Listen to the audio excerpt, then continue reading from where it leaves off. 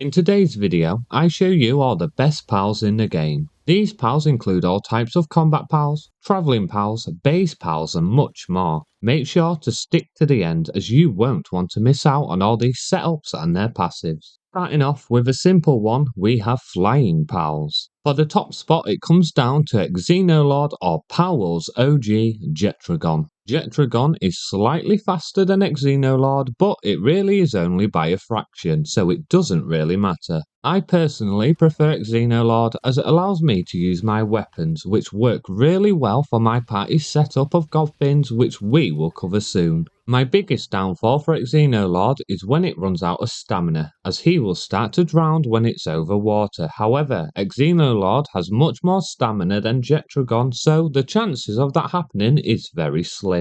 Jetragon, on the other hand, can still float on water, allowing you to recover your stamina anywhere on the map, which is very helpful when fishing. Jetragon also has an exclusive AoE attack called Meteor Rain. This move works great when fighting multiple enemies. Because of their differences, you can't say which pal is actually better because it's situational, so depending on your needs and wants, you will want to change the pals from time to time. When doing high damage, you want Xenolord. When fighting multiple enemies, you can use Jetragon for its AoE attack.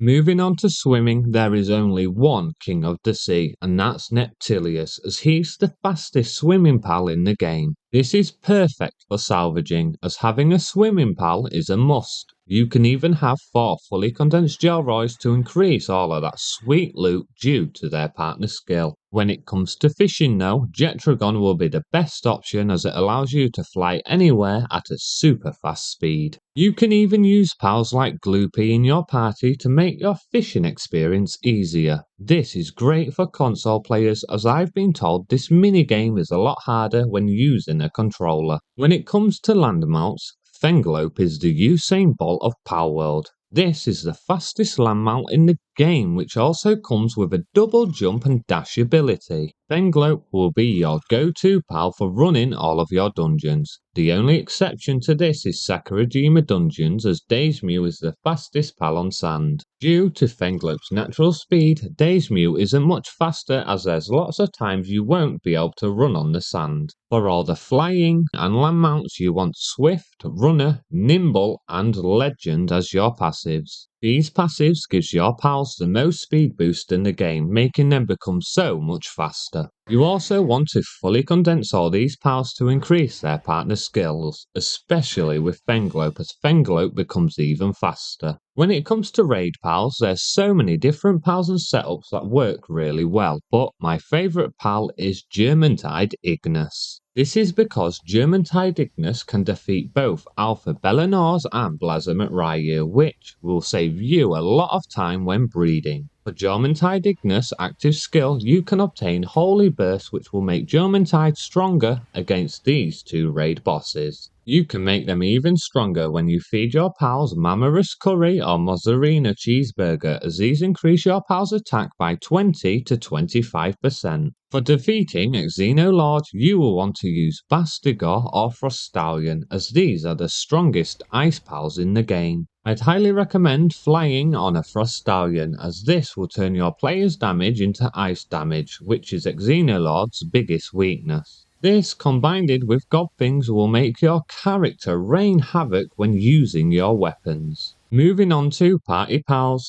these pals can change depending on your preferred playstyle. For example, I love FPS games, so I prefer my character to deal most of the damage. Because of this, I use 3 Gobfins as their partner skill increases your character's damage.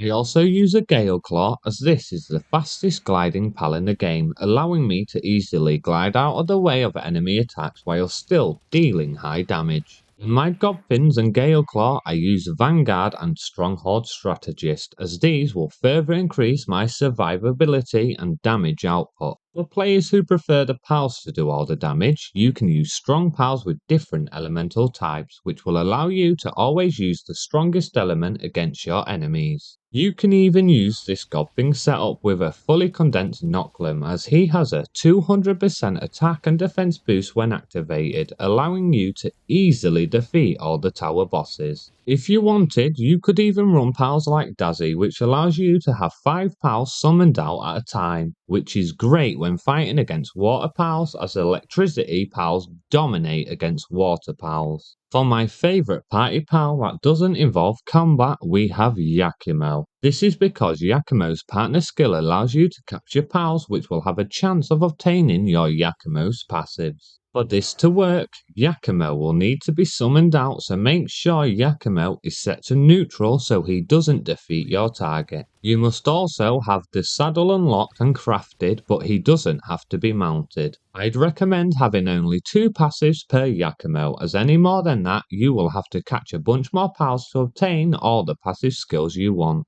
This is because Yakumo has a 30% chance to obtain one of his passives when fully condensed, but you can only obtain passive skills if the wild pal has a free passive slot available. Yakumo works with all the passives in the game except unique passives like Legend, Lucky, Siren of the Void, Lord of the Seas, Flame Emperor, and so forth. When it comes to the oil rigs, all the enemies can be super tough when you're not properly prepared. Because of this, the best pal for the oil rig is Felbat due to its lifesteal party skill. This combined with the passive skill Vampiric makes it an overpowered pal at the oil rigs. There is some other good pals like Noclum, but because the oil rig has so many enemies, Noclum's damage can't compete with the overwhelming numbers and will end up getting outmatched. Lavender also has the lifesteal partner skill, but requires Lavender to hide somewhere to prevent it from dying. Doing this strategy, you will want Gobfins to increase your character's damage. I'd recommend using the rocket launcher, as this allows you to damage multiple enemies with a single rocket. When facing the level 60 oil rig, you will come across a helicopter. For this, the easiest method would be to hide under cover and use the multi-guided missile launcher. This strategy makes it nearly impossible for you to be defeated. When it comes to base pals, all the pals in the game have different work speeds, even when they all have level 5 work suitability. For a quick example on screen, you can see Menacing v Depresso. These pals both have level 5 mining, but as you can see, Depresso is much slower. For the past 8 months, I've spent around 1000 hours testing every pal multiple times in the game for all the work suitability, so you don't have to. Here's a list of all the best pals in the game for every work suitability. Starting off, we have Prunelia for harvesting and gathering. Not only is this a super fast pal, but you will also gain even more crops with each Prunelia inside your base. For kindling, the best pal in the game is Xenolord, as this pal will produce you the most ingots or food. Menacing dominates the game as the fastest mining pal. Valeris is the best pal when it comes to transporting. If you can, you want to try and obtain the alpha version, as when a pal's bigger, it has a better deposit and pickup range. When it comes to medicine, you want Bellanoir, and for crafting, you want Bellanoir Libero. However, when using a weapons workbench, Ribbony takes the top spot. For watering, Gelroy is currently the best pal in the game, but when needing more than one watering pal, you will want to add in a Jelliet for their partner skill. If you ever find yourself needing more than 2 watering pals, just keep adding in more Gelroys, as Gelroys are the best watering pal. And you only need 1 Jelliet inside a base to activate the partner skills. When it comes to orchard skill fruit trees, Lulu is the best pal, but to decrease the growth time even more, you will need at least 8 Lulus inside the base. Make sure your pals all have level 5 gathering for a chance to gain an extra skill fruit. Moving on to electricity,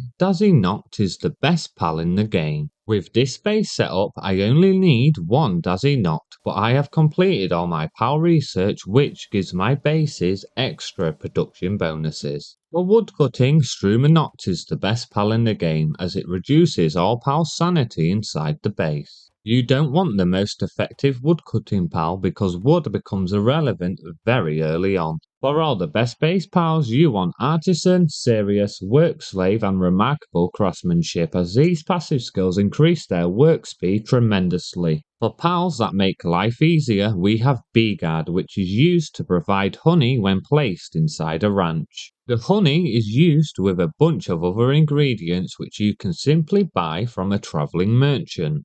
Buying the ingredients and having bee guards is the best way to obtain cake in the game. For my final must-have base pal, we have Bellanoir, as this pal's partner skill decreases the time it takes for pals to lay eggs. Bellanoir's passive skills doesn't work when it comes to its partner skill, only max condensing the pal further decreases the egg timer. There's a few other ranch pals that can be super helpful, like Demug for its high quality pal oil, but we will stop here as all the pals shown are the most useful pals in the game. This is my complete list of all the best pals in the game. If you enjoyed this video, hit that subscribe button so you never miss out on future videos. You can click here to build the newest best base in Palworld. With that being said, it's been your boy Trops and I'll catch you in the next one.